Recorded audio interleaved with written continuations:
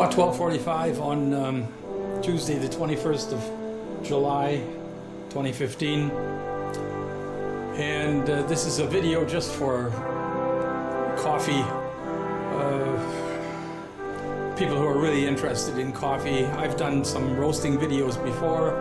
I'm going to roast some new coffee I have. I put this sack over my roaster here because I've always thought it was kind of funny. I bought this full sack, 33 kilos of beans last year, Yirgacheffe Ethiopian beans, and I always got a big kick out of the spatial cup. I was hoping that when I took my first drink, I'd feel like I was being shot out into space, but in fact, I think they just had a little bit of a problem with spelling special. They're quite good beans. They're nothing special. They're nothing special, actually. Even if it says spatial, they're not spatial. They're pretty good. There are a lot of broken beans, and it's not a really great coffee. But for our daily use, and as a blend, in a blend, I have been quite satisfied with it. The new coffee I've gotten has very little information again about it. I'm going to bring you over here. I ordered 5 kilos of Costa Rican Tarazú and also a Colombian Excelsior that I have had before, actually, and I know it's quite good, and the Tarazú is usually pretty good too. So I'm going to uncover the roaster here and then weigh out some beans, and we'll get to the first roast. All right, we're in the middle of a roast. I started the roast about 10 minutes ago, and exactly 10 minutes ago, actually, I can see. For those of you who haven't watched my past videos, I'll tell you a little bit about this roaster. It's called a Maggiolino. It's made by Coffee Tech in Israel. It has a capacity of 1 pound. However, I always roast 350 grams. It has a 5.5-inch non-perforated steel drum. It's electrically heated, about 2,000 watt heating element. And it uses a very simple temperature controller. You can see up at the top there, I think. Bring it up there. You can see that display up there. It says 175 degrees right now. That is the temperature controller. It measures the temperature there in the drum. You can see the red wire going in just behind the little lamp there. It's actually above the coffee, although the beans are hitting it all the time. The temperature probe, the beans are hitting it all the time, of course. It has a great deal of hysteresis. That is, if you let it run empty, the temperature will vary in a very nice sigmoidal wave, approximately 25 to 30 degrees Celsius. So it becomes then somewhat of a, I won't say a trick, but you have to know, you have to figure that out and calculate how you're going to roast so that you can control the time of roast.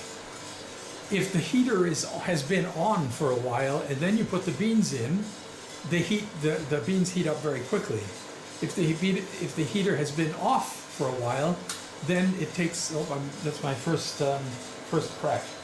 Just starting now. I have to go tell the computer that first crack has started. Just a moment.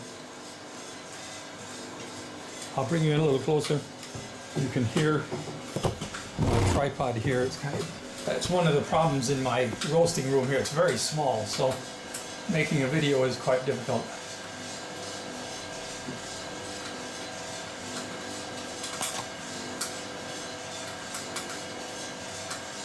I think you can hear the cracks. That's first crack.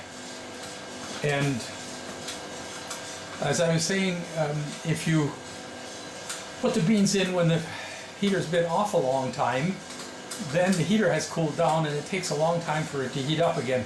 I try to use that as a method to extend the time of roast, and it worked quite well. Well, we're at 14 minutes now. First crack will be ending soon. I have to shut this off because I'm going to, well, or I can just move you over actually, I guess, so I can get in there. You see the curve on the computer there that shows the curve of the roast. All right, and we're going to now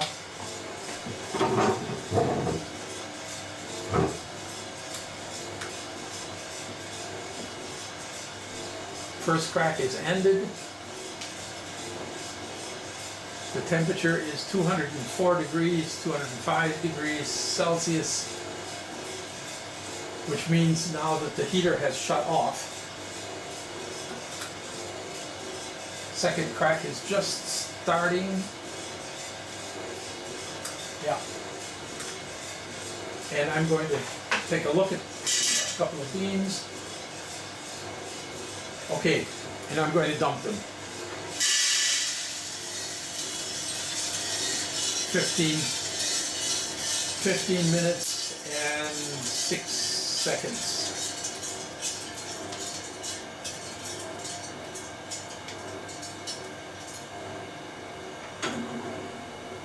All right.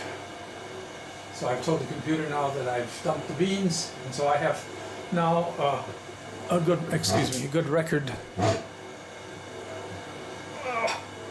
Let's see what you're seeing here. Yeah, okay. So I have a good record of the roast now here, thanks to our friend Green Bean and his program. I'll bring you in there and you can see it shows the characteristics of this roaster very well. You put the beans in at 130 degrees and the temperature drops way, way down to almost 110, 112, something like that. And then it begins to climb as the heater gets up to temperature. So we have a record of the roast, and for the next time we'll try to repeat that because the beans actually, they look fine. The beans are cooling. I was going to say I'm going to try these beans just as they are, pure. These are the Colombian beans first. I'm going to try making a shot with them. By the way, I almost only drink espresso, so these beans are somewhat darker perhaps than some people would prefer. They're what's called, what I would call anyway, full city. I like my beans to be roasted full city or full city plus for espresso. A little darker than this even, but I want to get the flavor of these beans, and the longer you roast them, the darker they get, the less you... The more intense the roast flavor is, and the less intense the flavor of the beans themselves.